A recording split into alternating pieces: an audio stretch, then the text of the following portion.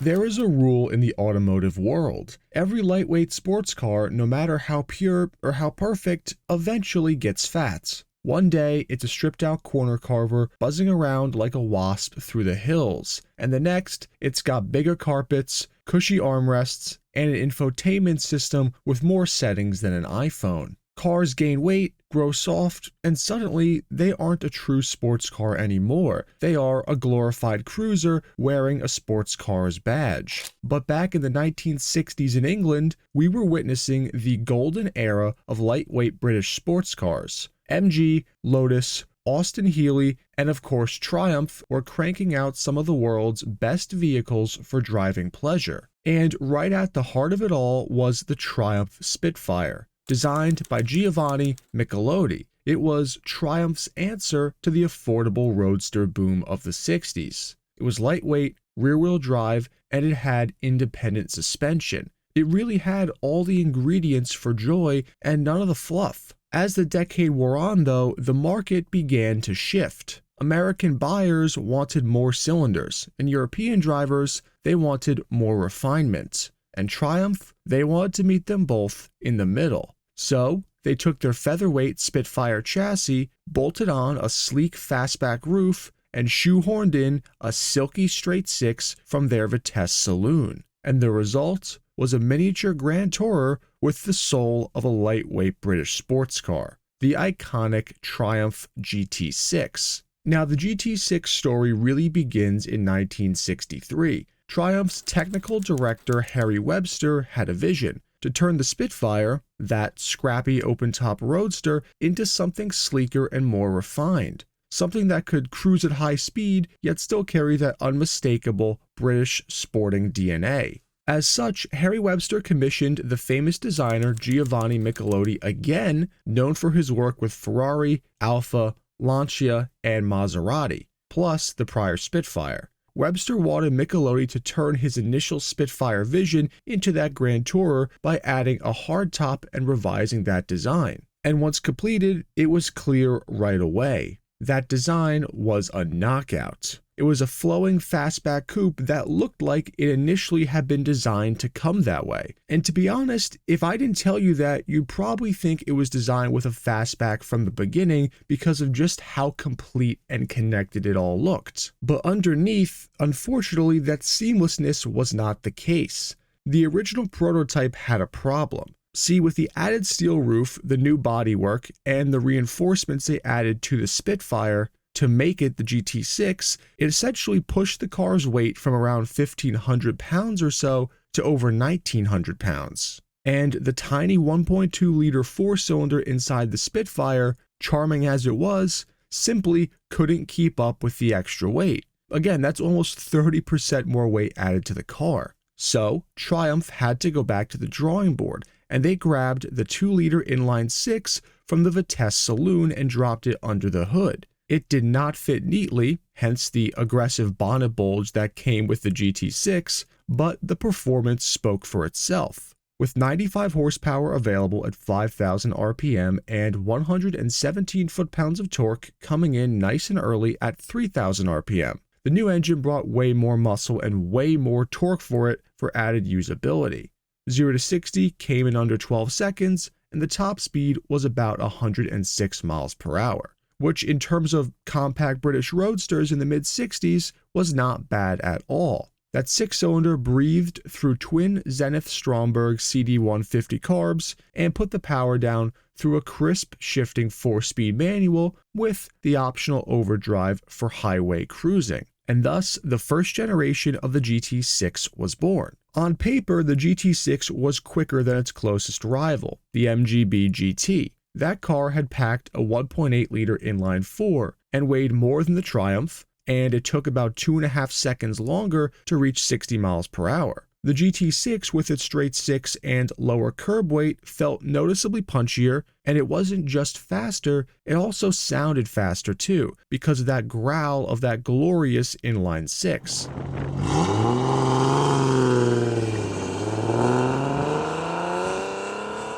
And visually, the GT6 made a strong case for itself. Not that the MGB GT was bad looking by any means. In fact, I love the way all the MGBs look. but with the GT6, the strong sloped bonnet that was shaped around that distinctive power bulge gave the car a very unique stance. Michelotti's signature curves were everywhere, from the slightly flared front arches to the protruding headlamps to the clean, elegant grille that almost looked more Italian than it did British. The roofline flowed gracefully into that fastback rear deck with a simple hatch and a chrome bumper split in two, and the glorious period-correct twin upswept exhaust tips. The fuel filler added a nice touch of motorsport flair and symmetry. The GT6 was gorgeous, and Triumph's marketing leaned into their racing pedigree to help sell it. They claimed that the GT6 had been developed from their class-winning Spitfires at Le Mans, when in reality though, the GT6 project had actually started a bit earlier, and the two cars were somewhat developed independently.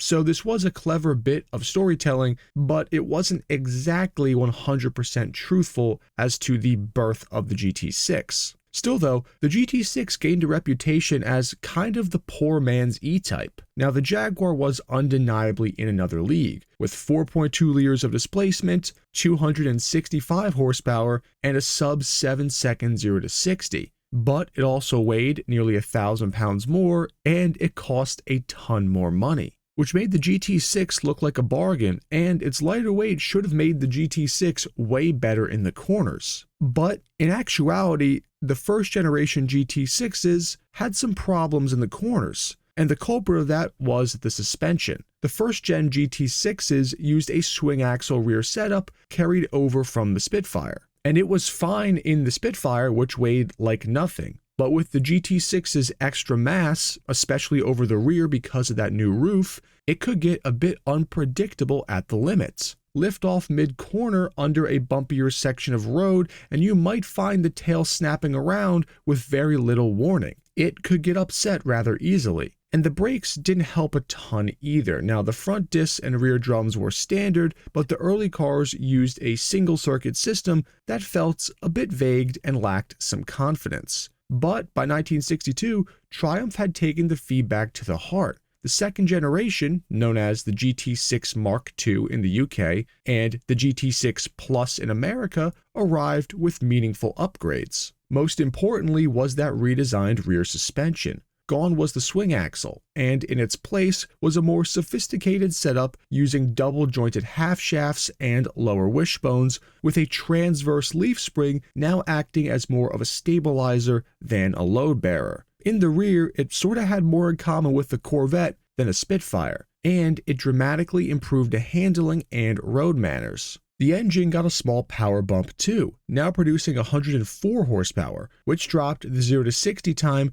to around 10 seconds flat. Braking was also improved with the adoption of a dual circuit system and a tandem master cylinder. Inside the vehicle, additional vents and louvers helped reduce heat buildup, which was a welcome touch in a car where the engine warmth often made its way straight into the cabin. With the GT6 Plus, Triumph had finally created a car that looked fast, sounded fast, and now could handle itself properly when the roads got twisty. As Triumph was sharpening the GT6 into a genuinely capable little coupe though, competition started to close in fast, and some of it came from far too close to home. MG, Triumph's longtime rival, was dominating the market with the MGB. Now, the MGB was not faster, far from it. The GT6 consistently outpaced the MGBs in real-world performance, especially by the time the Mark II and Mark III arrived. But the MG had the brand momentum, the dealer network, and the volume.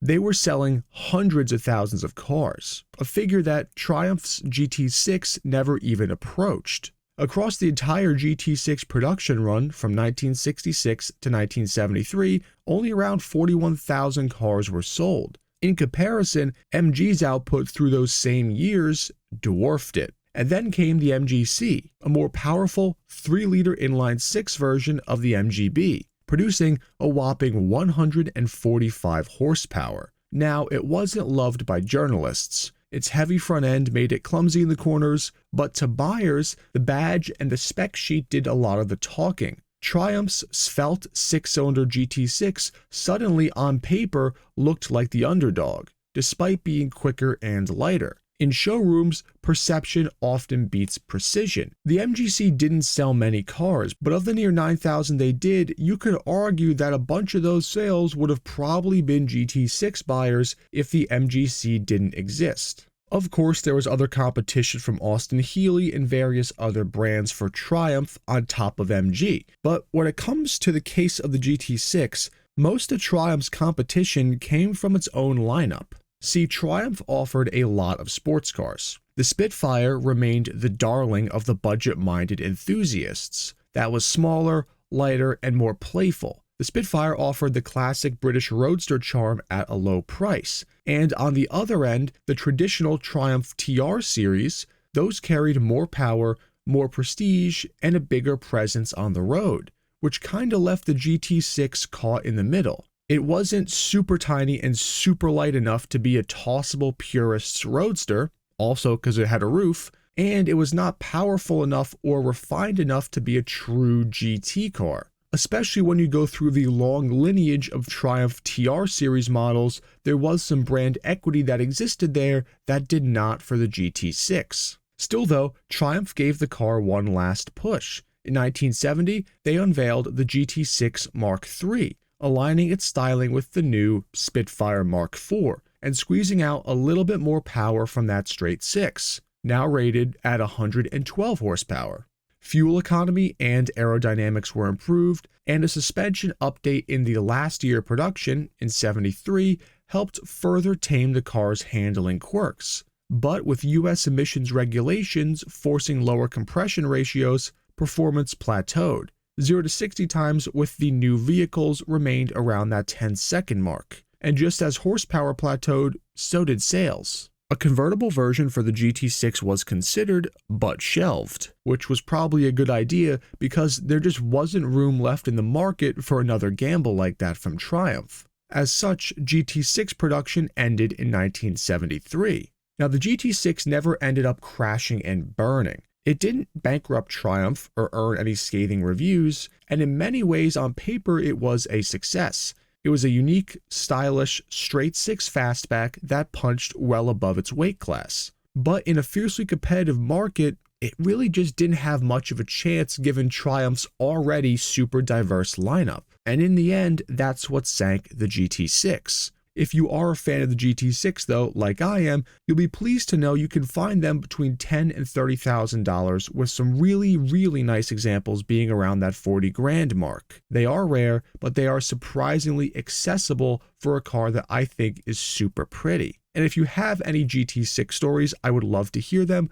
Please leave a comment and let me know what you thought. If you enjoyed this video, please hit that like button and make sure to subscribe to the channel and turn on notifications so you never miss an episode. Viewers like you can make a huge difference and help this channel thrive. Thank you all again, and I will see you in the next one, enthusiasts.